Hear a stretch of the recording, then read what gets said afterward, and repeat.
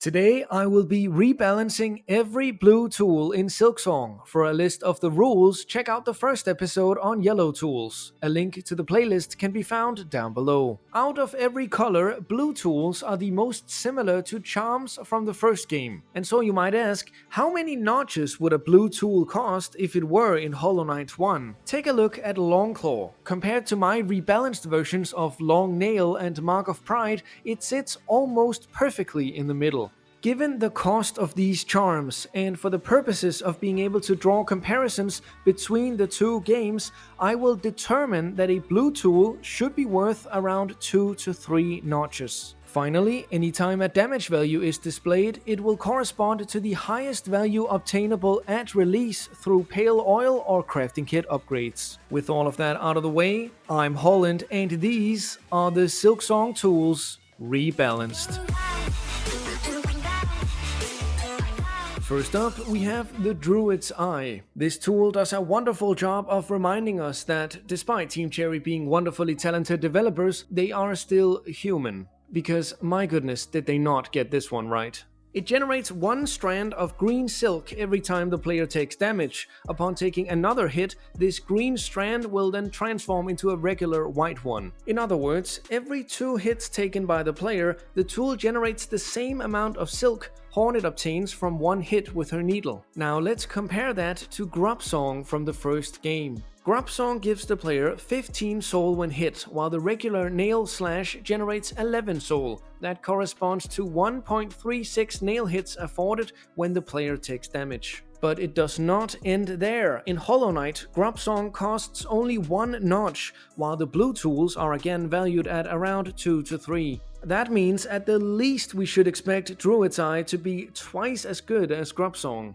So, is it? Well, Druid's Eye provides value equal to 0.5 needle hits, while Grubsong equates to around 1.4. That makes Grubsong 2 to 3 times better than Druid's Eye, when it really should be the other way around. I want to not only buff Druid's Eye, but also give it a more proactive use. This is to prevent the tool becoming completely obsolete once Silksong's Godhome equivalent releases and the Radiant game mode forces you to win without taking damage. The goal is to create the broadest possible meta, so I'm just thinking ahead here, people. Solution: Druid's Eye now generates 3 green strands upon taking damage or defeating an enemy. The tool should function better at its original task while providing a secondary benefit during exploration, gauntlet fights, and against bosses who summon minions. In a few of my videos, I've expressed a general dislike for the idea of upgrading charms, or tools in this case. This is because you're either going to end up making the non-upgraded version underpowered, or the upgraded version overpowered. And sadly, no matter how hard my comment section tries, they just can't seem to argue this point away. I'll try my best to thread this catch-22 needle. Solution: Druid's Eye now generates 4 green strands upon taking damage or defeating an enemy. This way the upgrade is still worth getting, but the original shouldn't feel useless. Warding Bell protects you while binding and deals damage to enemies in close proximity when triggered. This is cute, but the damage is not good and the interruption doesn't refund any silk, making it ultimately feel like a set of training wheels that must eventually come off. I love the idea of intentionally using your bind as a shield, but right now it's just too expensive to justify using the tool that way. Solution: Warding Bell now deals 30 damage and refunds 6 strands of silk upon activation. At the cost of only 3 silk, the Warding Bell should now function as a safer but less deadly cross-stitch. I sincerely respect the effort that went into creating the Pollip Pouch, as well as the fact that Team Cherry kept the damage numbers relatively low, preventing this from becoming an automatic pick in every single build. The only change I would make is to improve on 2 of the weaker synergies. Solution: the damage increase from Flint Slate is kept at 50% instead of going down to 30. Additionally, Plasmium File masks no longer expire, instead infusing your needle and needle strike attacks with poison until the mask is destroyed. This makes the Flint Slate synergy more attractive while providing a fun new way to consistently deal poison damage using your needle. At first glance, the Fractured Mask doesn't need any changes. It provides a solid, consistent benefit by allowing you to tank an additional hit right before you die. But let's dig a little deeper than mere intuition by comparing the tool to a similar charm from Hollow Knight 1. Since Fractured Mask is essentially providing you an extra 1 to 3 health, averaging 2, you could compare it to Heart. However, there are quite a few reasons why Fragile Mask is worse than Heart. 1. 3 damage attacks are very uncommon, lowering the average masks blocked. 2. If you're dealt just enough damage to touch the Fractured Mask, it can break while only blocking 1 mask, even from a heavier attack. 3. The Fragile Mask cannot be restored without sitting on a bench. 4. The base version of Heart is probably an underpowered charm. And 5. Heart, costing only 2 notches, sits at the lower end of the 2 to 3 notches that a blue tool should be worth. Combining all of these reasons, I think it's safe to say that Fractured Mask is good, but actually slightly underpowered. Solution: binding now repairs the Fractured Mask.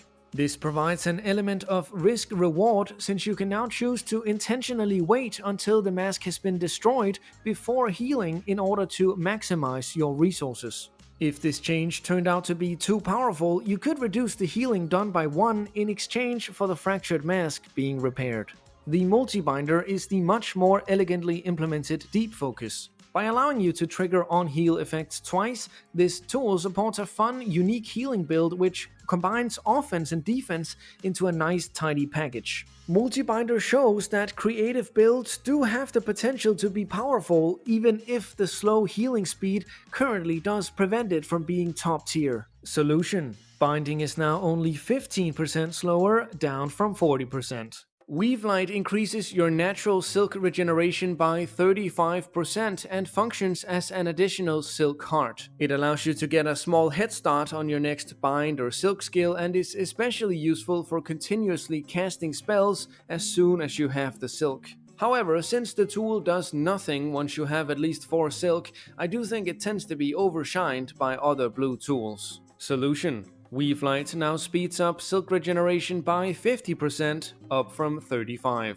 Sawtooth Circlet is all the rage these days, and I think that's pretty awesome. It provides a unique way to rapidly combo attacks by using your cloak of all things. A super creative implementation by Team Cherry, and one that's surprisingly fun to use. I'm thrilled such a gimmicky tool is getting a chance in the spotlight, and even though there's an argument to be made that it is too powerful, it might still be too early to say. For the time being, all I want to do is add 2 quality of life changes. Solution: Sawtooth Circlet no longer destroys pokeable objects or your hearing. Yeah, this thing can be a bit rough to listen to. Also, it's unnecessarily frustrating to use during platforming, so I'd program in a trigger that prevented it from destroying pokeable objects. Reducing the time it takes to bind by 40%, Injector Band looks stronger than its Hollow Knight 1 counterpart. However, given that the amount of time you spend healing is significantly less in Silksong, that 40% can be misleading. It's less than half a second saved per bind. Also, when used alongside Multibinder, Injector Band's effect is increased to 52%. This makes the Multibinder combo pretty solid, but leaves the Injector Band feeling a tad bit weak on its own. I would get rid of the special Multibinder privilege by making it the baseline instead. Solution: Injector Band now allows you to bind 50% faster, up from 40%. Additionally, the craft bind is now also affected. This should improve the tool's effectiveness when used on its own and while playing Architect. The idea of adding a charm to increase your maximum soul capacity was often discussed in the first Hollow Knight. Turns out there was a good reason the concept was never actualized. Back in the first game, storing up your soul for later use was at least intelligible, but Silksong just loves to punish you for not spending your silk, 1 by making your silk hearts do absolutely sweet nothing, and 2 by making Clawline eat up that supply anyway. That's a long way of saying that Spool Extender is a pretty underwhelming tool. Solution: any strand that enters the Spool Extender fills it up instantly. Look, now you suddenly have a great reason to utilize your entire spool, because 1 strand can turn into 3, allowing you to bind or cast a silk skill and then repeat the cycle. It's a new way to juggle your silk that finally rewards those who like to keep their supply full. The Reserve Bind is a simple but effective tool that enables you to store one bind or craft bind for later use every time you sit on a bench. It's a good tool, and I only wish to suggest two relatively minor changes. Solution: Reserve Bind no longer slightly lengthens the bind animation. Additionally, binding at full health replenishes the Reserve Bind. That last change is courtesy of my brother Freddy. Great suggestion. Neither my brother nor I are great fans of tools that can only be used once and then have to be restored at a bench. Why not allow the player to bind at full health to refill the supply? Making it so the Reserve Bind is executed at regular speed should also help it feel slightly more comfortable to use. Then we've got another upgradable tool in the Claw Mirror. Again, I love gimmicky builds and I want to give them as much support as needed to rival the more generic needle and spell-based options. Solution: Claw Mirror now triggers on a craft bind, can deal a total of 60 damage, up from 47, and covers as large of an area as its upgraded counterpart. For Claw Mirrors, a similar change. Solution: Claw Mirrors now triggers on a craft bind and can deal a total of 75 damage, up from 67. These changes help lower the discrepancy between the two versions of the tool, while also making both a more useful pick on Architect. Memory Crystal is similar to Druid's Eye in two ways. One, it only does something when you take damage, and two, it's bad. To make this tool more attractive to use, I want to boost its power level while giving it an additional activation condition. Solution: Memory Crystal now deals 50 damage, up from 34, and can also be triggered by using a Needle Strike. This change helps to make the tool more proactive while keeping its original function, as well as promote the often overlooked Needle Strike. We were all living good back when nobody knew the Snitch Pick didn't actually generate any new shards or rosaries on hit, but just detracted from the enemy's current supply. Oh, and adding a third hit to your clawline combo looks awesome, but why in the world does it only deal 25% of a regular needle attack? Just like, that's really, that's nothing. Solution: Snitch Pick now generates fresh shards and rosaries. Additionally, the third clawline hit deals 100% needle damage, up from 25%. Yes, that does mean the clawline is now hitting twice as hard, since the first two strikes only deal 50% needle damage. But given just how abysmal the performance of the Snitch Pick is currently, that might well be warranted. I was very torn on whether or not to nerf the Volt Filament. On the one hand, Team Cherry did a great job of not making it as overpowered as Shaman Stone was by only giving it a 25% increase to your Silk skills, down from 50. On the other hand, it's still a very good tool even at 25%, and on top of that, it deals between 1 to 3 ticks of 5 extra damage depending on the Silk skill. By itself, I think 25% might work fine, but that additional damage over time effect has to come at a cost. Solution: Volt Filament now increases the damage of your Silk skills by only 20%, down from 25. The damage over time effect remains. People seem pretty split on Quicksling doubling the number of tools thrown. You gotta ask yourself, is the issue really throwing speed, or is it more so the fact that you have a limited capacity of red tools? I'm not saying the increase in rate at which tools come out can't be useful, but I think viewing it as a 100% damage increase is very misleading. I gotta admit, when I first picked up Quicksling, I kind of thought you might have gotten the second tool for free. Yes, that would probably make it way too strong, but I'd like to suggest a change in that spirit. Solution: Quicksling now consumes only one red tool per use, however, both tools thrown deal 30% less damage. Red tools that were previously unaffected gain a new benefit. These benefits would include increasing the firing rate of Rosary Cannon and Silk Shots by 50% and cutting in half the activation time of Delver's Drill, Flint Slate, Snare Setter, Flea Brew, and Plasmium File. Quicksling would retain its current function of allowing you to use a bunch of tools in rapid succession, but paying for that privilege in damage per tool instead of by just running you dry sooner. Moreover, it would now actually have an impact on every red tool. Longclaw is phenomenal, and I only wish to make two minor changes. Solution: Longclaw now increases the length of your needle by only 25%, down from 27%.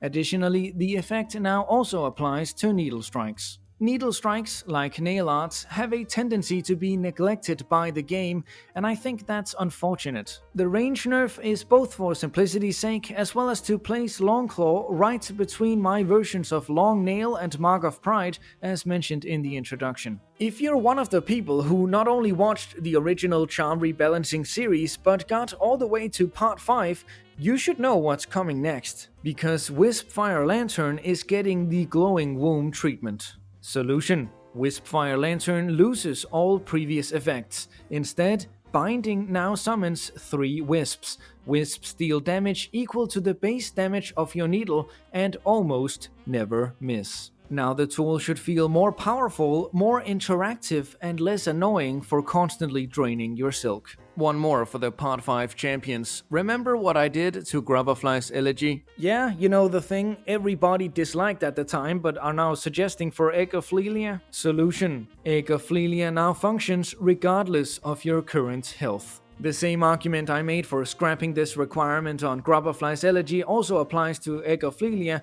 so go watch Part 5 if you haven't already.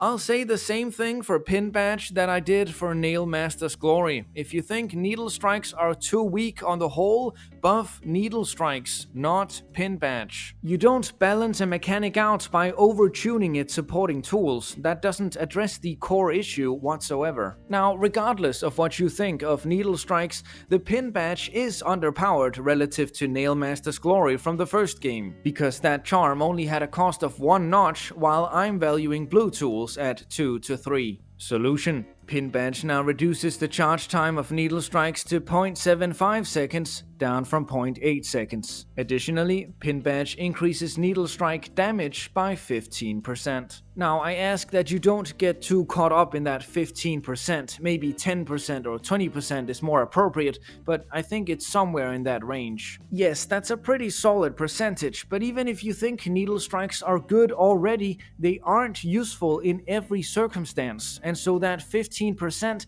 might sound like more than it actually is. Now joining us from the yellow category, the Steel Soul exclusive Shell Satchel. The Satchel faces 2 issues. For one, it destroys any red tools that exceed capacity when unequipped, and second, now that it's in the blue category, it could use a slight increase in power. To address these issues while adhering to the original concept, I suggest the following change. Solution: Shell Satchel loses all previous effects. Instead, every 4th red tool no longer detracts from your supply. This would result in a 33% increase to the number of red tools you can employ per encounter, improving your effectiveness without demanding additional shots. The second tool, having converted from yellow to blue, is the Magnetite Dice. Man, I can't believe just how many people thought I was moving this tool to blue without changing its effect. I'm changing its effect, people, don't worry. 1, because I do agree it's probably underpowered relative to other blue tools, and 2, because gameplay-wise, there's nothing interesting about it.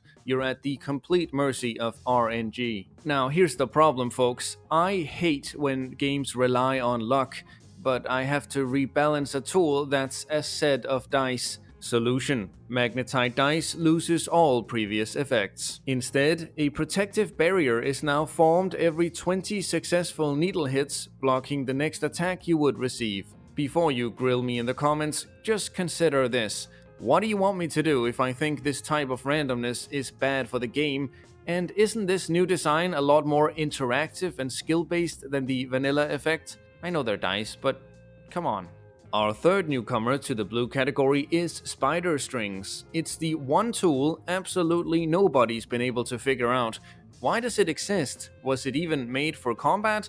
No one knows. Solution: Spider Strings now increases needle in range by 50%, up from 25%. Additionally, enemies will keep singing for 5 seconds once the music ends, reduced by 1 for every hit sustained. That means once you stop playing, you have 5 seconds of relative peace, allowing you to heal, improve your position, or attack one of these stunned enemies. If you choose to attack, however, every hit that enemy takes will cause it to wake up 1 second earlier. This enables the Needle to function as a tool for controlling the battlefield while punishing you for just using it to get cheap hits. You imagine that, spider strings actually being useful in combat. What a world. Finally, the Magma Bell and Wreath of Purity have both been moved to the yellow category. If you haven't seen that episode yet, a link to the rest of the series can be found down below. And with that, I've covered every blue tool in the release version of Silksong. If you'd like to see me cover red tools next, be sure to subscribe to let me know. I'm Holland, thank you so much for watching, and I'll see you next time. Goodbye.